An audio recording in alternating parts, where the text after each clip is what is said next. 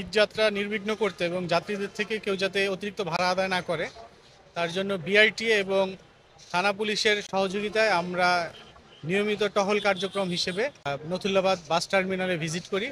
এখানে সবগুলা কাউন্টারই মোটামুটি যে যাত্রীদের কাছ থেকে অতিরিক্ত ভাড়া আদায় করছে কিনা সে বিষয়ে খোঁজখবর নিই। দেখলাম মোটামুটি সবগুলাতেই তো সরকার নির্ধারিত যেই ভাড়া আছে সেই ভাড়ায় আদায় করছে এবং যাত্রীদের কাছ থেকে খুব বেশি একটা অভিযোগ পাওয়া যায়নি।